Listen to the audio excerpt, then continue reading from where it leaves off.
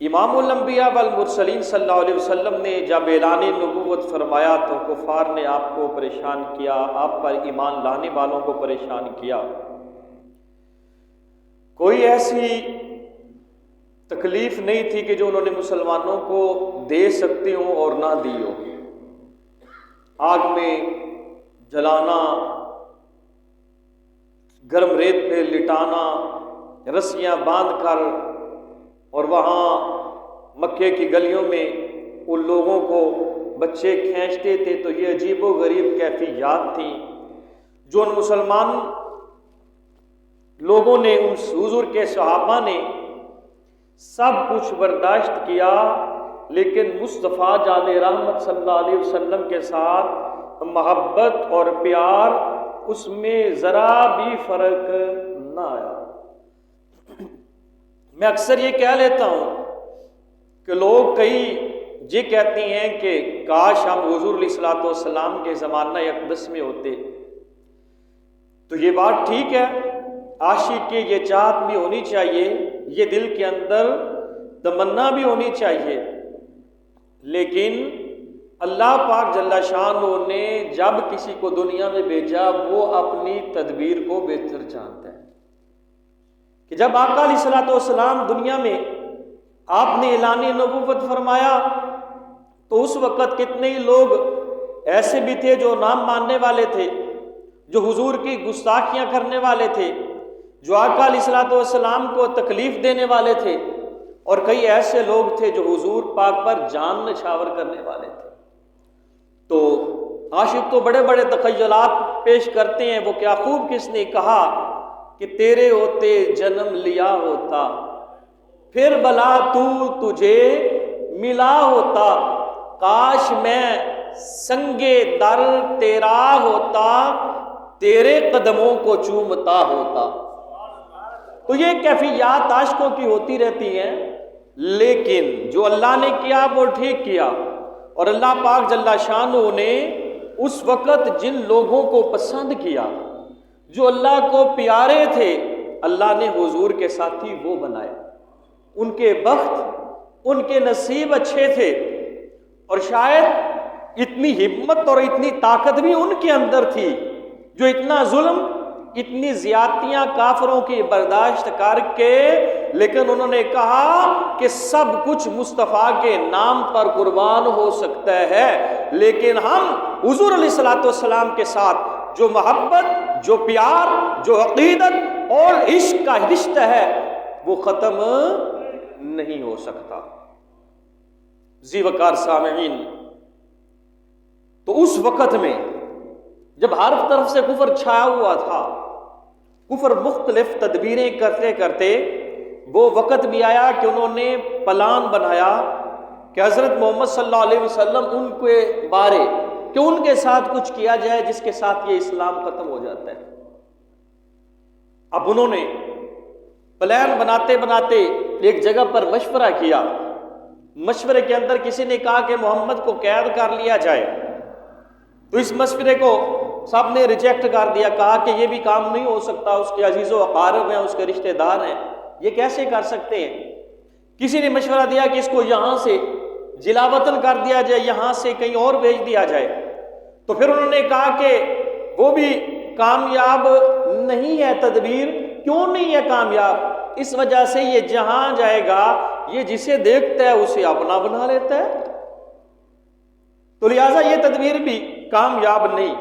تو قربان جاؤں نگاہ مصطفیٰ پر کہ اپنے تو اپنے، پرائے بھی اس بات کو تسلیم کرتے تھے کہ جدھر ان کی نگاہ ہو جاتی ہے پھر وہ ان کا ہی ہو جاتا ہے، وہ ان کی زلفوں کا اسیر ہو جاتا ہے، وہ ان کے در کا فقیر ہو جاتا ہے۔ تو پھر انہوں نے بالآخر یہ تجویز اپنی بنائی کہ محمد صلی اللہ علیہ وسلم نعوذ باللہ ان کو قتل کر دیا جائے۔ محمد قتل ہو جائے گا، اسلام ختم ہو جائے گا۔ وہ جس طرح کسی نے کہا کہ نہ رہے گا بانس، نہ بجے گی بانسری، مطلب کیا کہ ان کا کہ محمد نہیں رہیں گے، ان کی وجہ سے اسلام ہے، ان کی وجہ سے یہ دین پھیل رہا ہے، تو یہ نہیں رہیں گے تو دین میں رہے گا۔ لیکن رب العالمین وحدہ لا شریک نے فرمایا یرید اللہ، یہ حضور علیہ الصلوۃ والسلام کو جو انہوں نے مٹانے کی کوشش کی کافروں نے، تو اللہ پاک جل شانہ نے فرمایا یریدون لیطفئوا نور اللہ بافواہہم واللہ متم نورہ ولو کرہ الکافرون۔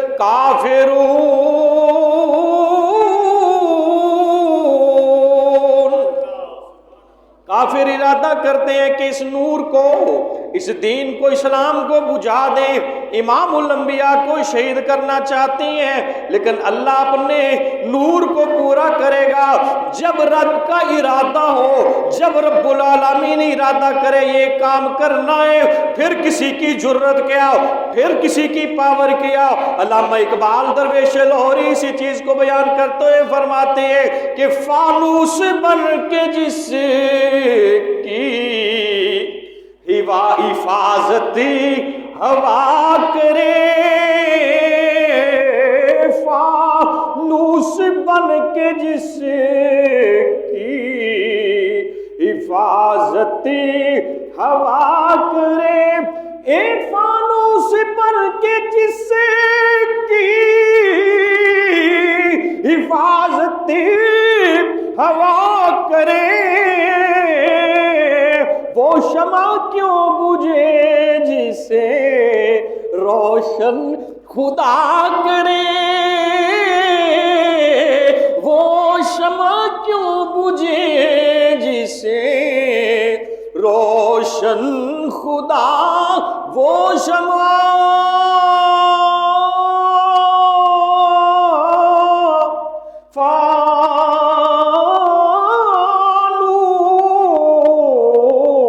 فانوس بن کے جس کی حفاظتی ہوا کرے، وہ شمع کیوں بجھے جسے روشن خدا کرے۔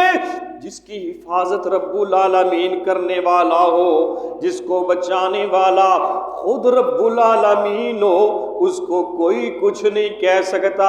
رب کی تدبیر سب سے زیادہ رب العالمین نے قرآن مجید اندر ارشاد فرمایا، اے پیارے حبیب، جب ان لوگوں نے آپ کے بارے، آپ کے خلاف مکر کیا، کہا کہ ان کو جلا وطن کر دیا جائے، یا ان کو قید کر لیا جائے، یا ان کو شہید کر دیا جائے، اللہ نے فرمایا یہ اپنی تدبیریں کرتے رہتے ہیں، انہوں نے اپنی تدبیر کی، لیکن واللہ خیر الماکرین، اللہ کی تدبیر سب سے افضل ہے، اللہ کی تدبیر سب سے افضل ہے۔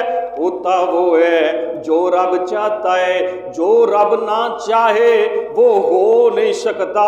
اس ایک بات پر اگر بندہ کامل یقین کر لے، بندہ پکا یقین کر لے، ساری کائنات ادھر کے ادھر ہو جائے، کوئی بندہ حق کو کبھی نہ چھوڑے۔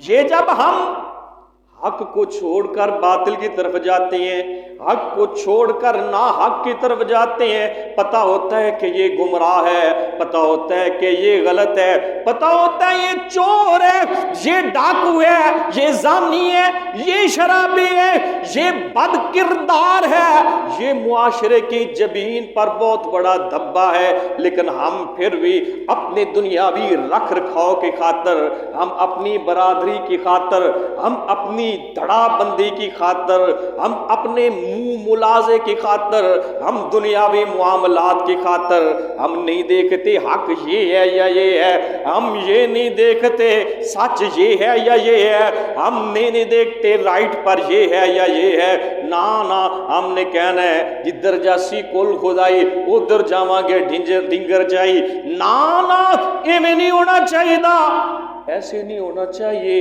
بلکہ حق اور باطل کی تمیز کرنی چاہیے۔ اہل حق اور اہل باطل کی تمیز کرنی چاہیے۔ ایک معاشرے کے لیے حسن کا تاج ہے، ایک معاشرے کی جبین پر دھبا ہے، ہمیں دھبے کی طرف نہیں جانا چاہیے، ہمیں ادھر جانا چاہیے جو معاشرے کے اندر ایک انقلاب برپا کر دے، ایک روشنی پیدا کرے، ایک نئی کرن پیدا کرے۔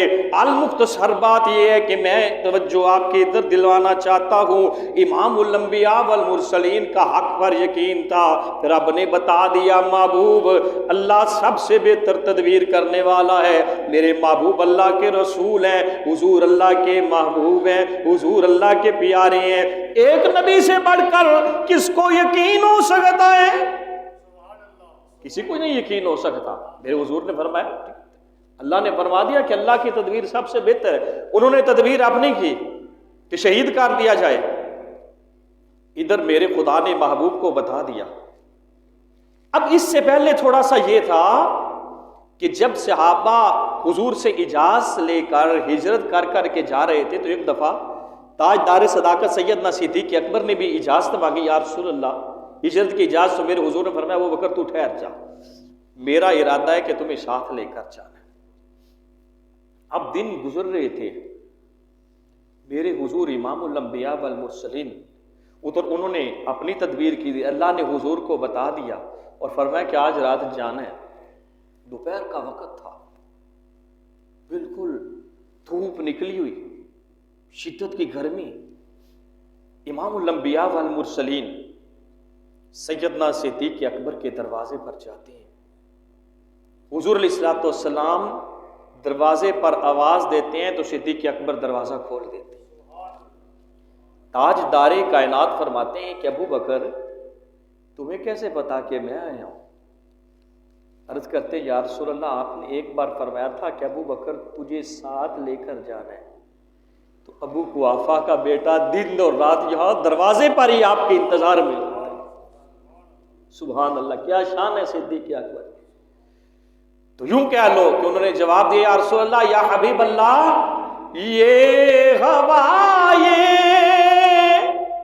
فضا کہہ رہی ہے، یہ ہوا یہ فضا کہہ رہی ہے، آقا تشریف لائے ہوئے ہیں۔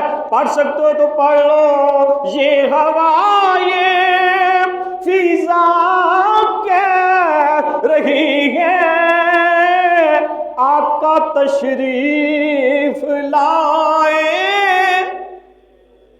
سب کہہ دو صلی اللہ علیہ وآلہ وسلم۔ تو حضور علیہ الصلوۃ والسلام نے ان سے مشورہ فرمایا، مشورہ طلب کیا تو فرمایا کہ آج رات ہم نے جانا ہے، تو فرمایا کہ ابو بکر آپ کو ساتھ لے کر جانا ہے، لیکن ابو بکر میرے ساتھ جاؤ گے تو تمہاری جان جا سکتی ہے، کافروں کے ہر تیر کا رخ، ہر تلوار کا رخ جو ہے وہ میری جانب ہے، اور جب آپ میرے ساتھ ہوگے تو ان کا نشانہ جس طرح میں ہوں گا اس طرح آپ بھی ہوں گے۔ تاجدار صداقت عرض کرتے ہیں یا رسول اللہ یا حبیب اللہ یہ تو ایک جان ہے، اگر ہزاروں جاننے ہوں تو ایک ایک کر کے آپ کے نام پر قربان کر دیں۔ سبحان اللہ، یہ ہے سیدنا صدیق، یہ ان کی محبت اور یہ ان کا پیار ہے۔ آقا علیہ الصلوۃ والسلام نے سیدنا علی المرتضیٰ رضی اللہ تعالیٰ عنہ کے ساتھ مشورہ فرمایا، فرمایا علی میں نے جانا ہے، میرے پاس ان کافروں کی امانتیں ہیں، تجھے امانتیں ان کے سپرد کرنی ہیں، تو میں یہ چاہتا ہوں یہ امانتیں تجھے دے دوں اور تو یہاں ٹھہر، ان مکہ کے لوگوں کی تمام امانتیں ان کو واپس کر کے پھر آنا ہے۔ عرض کرتے ہیں یا رسول اللہ صلی اللہ علیہ وسلم حاضر ہے، فرمایا علی جب میں تمہیں اپنے بستر پر لٹاؤں گا تو پھر سوچ تیری جان جا سکتی ہے، کافر یہ بھی یہ سمجھ کر کہ محمد صلی اللہ علیہ وسلم لیٹے ہوئے ہیں، تمہیں شہید کر سکتے ہیں، تمہیں نقصان دے سکتے ہیں، تو علی پھر تیری کیا رائے ہے؟ تو مولا علی شیر خدا، مشکل کشا، خیبر شکن، شیر زمن، تاجدار حل عطا، آپ عرض کرتے ہیں یا رسول اللہ اگر آپ کی ذات پر میری جان قربان ہو جائے تو اس سے بڑھ کر ہے کیا؟ تو وہی جواب جو تاجدار صداقت نے دیا، وہی جواب تاجدار حل عطا، مشکل کشا، شیر خدا عرض کر رہے ہیں۔ ادھر بھی جواب یہ ہے یا رسول اللہ آپ کے نام پر جان قربان ہو جائے تو پھر کیا؟ ادھر بھی جواب یہی ہے حضور آپ کے نام پر جان قربان آج ہو جائے تو پھر اس سے بڑھ کر ہے کیا؟ تو پھر میرے اعلیٰ حضرت امام احمد رضا خان بریلوی بولے، آپ عرض کرتے ہیں یا رسول اللہ یا حبیب اللہ، ان دونوں کا جواب عرض کرتے ہیں یا رسول اللہ تیرے نام پر کروں جان فدا، تیری ذات تو بڑی عظیم ہے نا، تیری ذات تو بڑی اعلی ہے نا، تیرے نام پر آپ عرض کرتے ہیں یا رسول اللہ تیرے نام پر کروں جان فدا، پڑھ سکتے تو پڑھ لو، تیرے نام پر کروں، تیرے نام پر کرو جا، کرو جا فدا، تیرے نام پر کروں جا فدا، نہ بس ایک جان دو جہاں فدا، دو جہاں سے بھی نہیں جی بھرا۔ پہلے کہتے عرض کرتے ہیں تیرے نام پر کروں جان فدا، پھر کہتے ہیں دو جہاں، ایک جان کیا دو جہاں فدا، پھر کہتے ہیں دو جہاں سے بھی نہیں دل جی بھرا، کہتے ہیں دو جہاں سے بھی نہیں، پڑھ لو دو جہاں سے بھی نہیں، کروں کیا کروں، اب میرے تو بس کی بات ہی نہیں، کروں کیا کروڑوں جہاں نہیں، تیرے نام پر کروں۔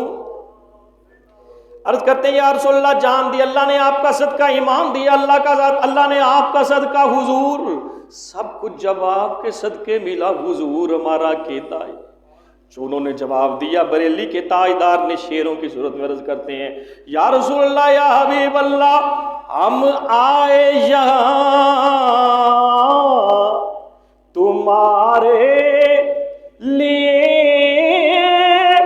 اٹھے بھی وہاں تمہارے لیے، دہن میں زبان،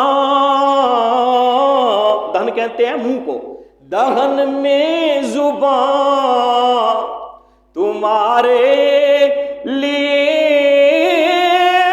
بدن میں ہے جان تمہارے، دہن میں زبان، دہن میں زبان تمہارے لیے، دہن میں زبان،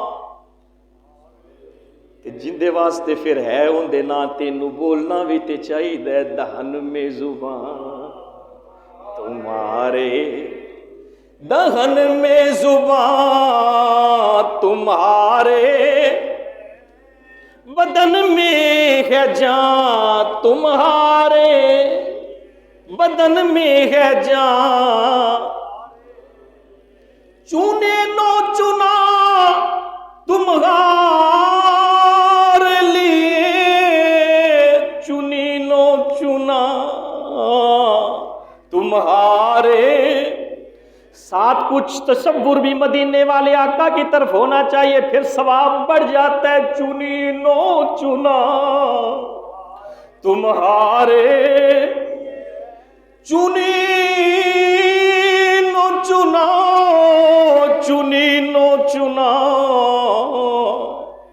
तुम्हारे। भाई हमारा अकीदा ये, आका सुनते भी हैं, आका देखते भी हैं। तसव्वुर गुंबद खजरा के मकी की तरफ करके पढ़ो, चुनी नो चुना तुम्हारा, चुनी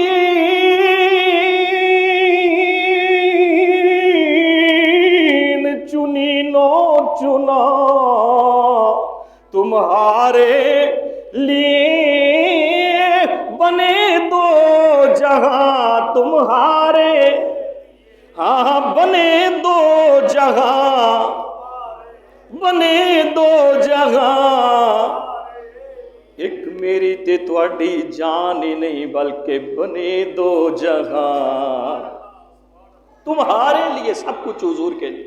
तो अर्ज़ करते हैं या रसूलल्लाह या हबीब अल्लाह कि हुजूर जान जाती है तो चली जाइए, जान की तो परवाह ही नहीं है, हम हाजिर हैं। मेरे प्यारे महबूब सल्लल्लाहु अलैहि वसल्लम, आपने तैयारी फरमाई, सिद्दीक़ अकबर को रज़ी अल्लाह तआला अन्हु को हुक्म कर दिया, और हज़रत मौला अली शेर खुदा रज़ी अल्लाह तआला अन्हु को भी हुक्म था। तामील हुक्म के साथ वो सब कुछ अलर्ट हैं। अब रात का वक्त हुआ, मेरे हुजूर का शाना नबुव्वत पर अपने घर मुबारक का। अब ये आप तैयारी कर रहे हैं, मक्के के वो कुफ्फार और अबू जाल और दिगर तलवारें लेकर हुजूर के दरवाजे पर खड़े, वो इंतजार कर रहे हैं कब बाहर आए और हम उनको शहीद करें। चल इंतजार भी तो मुख्तलिफ तरह का होता है। हम में से इंशाअल्लाह ताला हर एक के यही होती है ना, इस बात का इंतजार होता है कब उधर से हुजूर हमें मदीना बुलाएं और हम हाजिर हों। तो मुख्तलिफ किस्म के इंतजार होते हैं, अपनों के और इंतजार होते हैं, गैरों के और इंतजार होते हैं, चाहने वालों के और होते हैं, ना चाहने वालों के और होते हैं। लेकिन रब के फैसले भी चाहने वालों के लिए और होते हैं, ना चाहने वालों के लिए और होते हैं। वो क्या खूब किसी ने कहा कि ये क़यामत वाले दिन कहा जाएगा, ये कहर और गज़ब सब तेरे दुश्मन के लिए है, तेरे चाहने वालों से तो हम प्यार करें। जिस तरह चाहने वाले और होती हैं, ना चाहने वाले और होते हैं, चाहने वालों के इरादे और होते हैं, ना चाहने वालों के इरादे और होते हैं। रब के फैसले भी चाहने वालों के लिए और होते हैं, ना चाहने वाले के लिए और होते हैं, क्योंकि ये दुश्मन है, खुदा के महबूब के दुश्मन है। वो चाहने वाले हैं, खुदा के महबूब के चाहने वाले। तो फिर बात आ गई महबूब की। अब ये महबूब की बात, इस लफ्ज को ज़हन नशीन रखना है। हुजूर अलैहिस्सलातु वस्सलाम दरवाज़ा अक़दस पर है। अबू जाल अपने साथियों को कहता है कि मोहम्मद ये गुमान करता है कि जो इसको मानेगा वो जन्नत में जाएगा, उसको बागात मिलेंगे, हूरें मिलेंगी, उसके लिए नेमतें होगी तरह तरह की। जो नहीं मानेगा वो दोज़ख में जाएगा, तबाह बर्बाद हो जाएगा, खाइब व खासर होगा, अज़ाब होगा उसको। अब कहीं सिद्दीक़ अकबर हुजूर की तारीफ कर रहे हैं कि कहीं अबू जाल हुजूर के खिलाफ बातें कर रहे हैं। चाहने वाले और ना चाहने वालों के इरादे भी और होते हैं, रब के फैसले भी और होते हैं। अब हुजूर दरवाज़े अक़दस पर जब हुजूर ने सुना, आपने फरमाया हाँ अबू जाल उन जहन्नमियों में से एक तू भी है। अब हुजूर ने सल्लल्लाहु अलैहि वसल्लम आपने तैयारी फरमाई और अपने घर मुबारक से बाहर आए। हाथों के अंदर मिट्टी की मुठली, बर्फ की मिट्टी, कंकरियां मिट्टी मिक्स थी। कुरान की आयत पढ़ी, वजअलना मिन बैनि अयदीहिम सद्दन व मिन खल्फिहिम सद्दा फअग़शयनाहुम फहुम ला युबसिरून। इसका माना यह कि हमने उनके आगे भी दीवार बना दी, हमने उनके पीछे भी, सामने दीवार, पीछे भी दीवार बना दी और उनको डांप लिया, वो देख नहीं सकते। हुजूर ने सूरह यासीन शरीफ की आयत पढ़ी, फूंक मारा हुजूर ने और दरवाजा खोला और काफिरों के सरों में वो मिट्टी डाल दी। एक वहां और भी खड़ा था इनके अलावा, دروازے پر صرف یہ نہیں کھڑے تھے، ایک اور بھی کھڑا تھا. یہ تھے شہید کرنے کے ارادے سے آئے ہوئے. وہ تھا سائیڈ میں، ایک کھڑا تھا باہر. وہ بھی دیکھ رہا تھا، یہ بھی دیکھ رہے تھے، لیکن ان کا دیکھنا اور تھا، اس کا دیکھنا اور تھا. چاہنے والوں کے ارادے اور ہوتے ہیں، نہ چاہنے والوں کے ارادے اور ہوتے ہیں. چاہنے والوں کے لیے رب کے فیصلے اور ہوتے ہیں، نہ چاہنے والوں کے لیے رب کے فیصلے اور. حضور نے یوں پکڑی مٹی، سر میں ڈالی. آقا باہر تشریف لے گئے، ان کو خبر تک نہ ہوئی. اس نے دیکھ لی، جو اور کھڑا تھا نا اس نے دیکھ لیا، ان کو خبر تک نہ ہوئی. تو کیا خوب کسی نے کہا، ایک بندہ بولا، ایک عاشق تھا، مزاج اس کا تھا یہ جامعہ مسجد سعیدیہ میں بیٹھنے والے حضور کے سنی غلاموں کا. اس نے کہا کہ محبوب جو ہے نا وہ صدیق کو دکھائے جاتے ہیں، ابو جہل کو نہیں دکھائے جاتے ہیں. اس نے کہا کہ ابو جاہل اشد اندھا، کیا دیکھے محمد کو، جو صدیقوں نے دیکھی ہے وہ صورت ہے محمد کی. اور اس نے کہا کہ ابو جہل کو محبوب دکھائے نہیں جاتے، کیونکہ اس کے ارادے غلط ہوتے ہیں تو اس کو دکھائے کیسے جائے. جب ان کی باری ہے تو رب فرماتا ہے ختم اللہ علی قلوبہم وعلی سمعہم وعلی ابصارہم غشاوہ ولہم عذاب عظیم. اللہ نے ان کی آنکھوں پر پردے ڈال دے، ان کے دلوں پر مہر لگا دے، ان کے کانوں پر مہر لگا. وہ محبوب کو دیکھ ہی نہیں سکتے. محبوب ابو جہل کو محبوب دکھائے نہیں جا، لیکن ابو بکر سے محبوب چھپائے نہیں جا.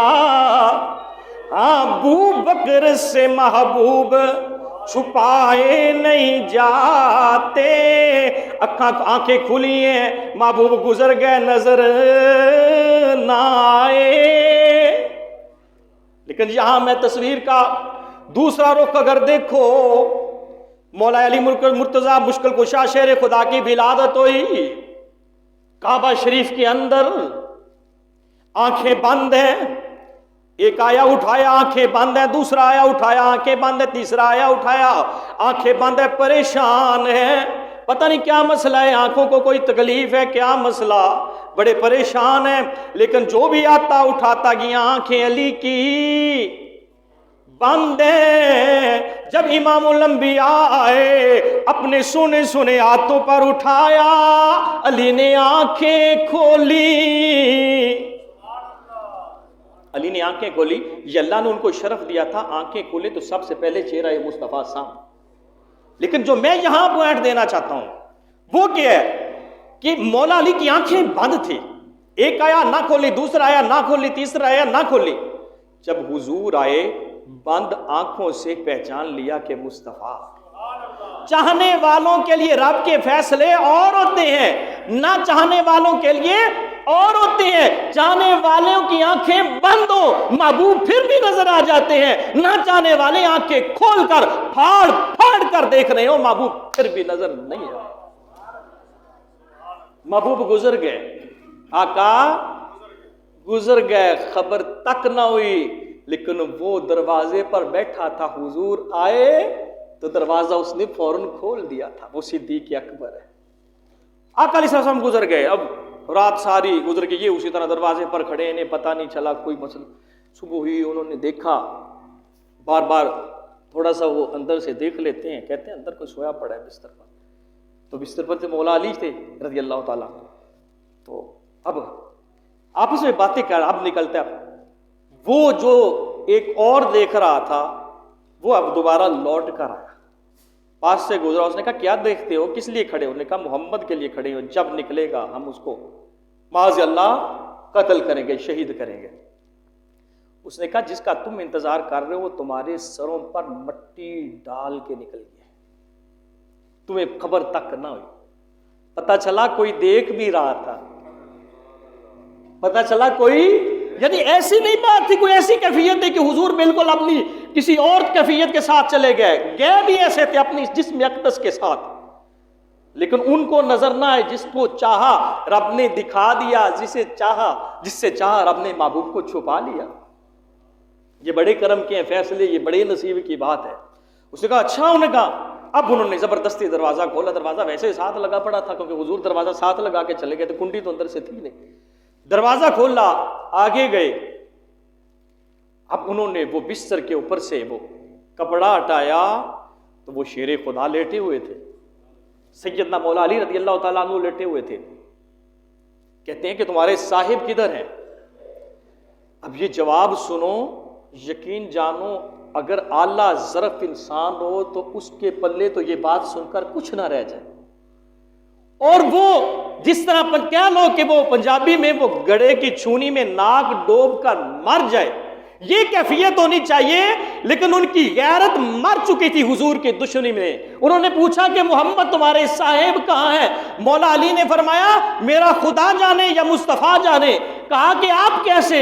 اب جو جواب ہے فرماتے ہیں تمہاری امانتیں واپس کرنے کے لیے وہ حضور مجھے یہاں ٹھہرا کر گئے۔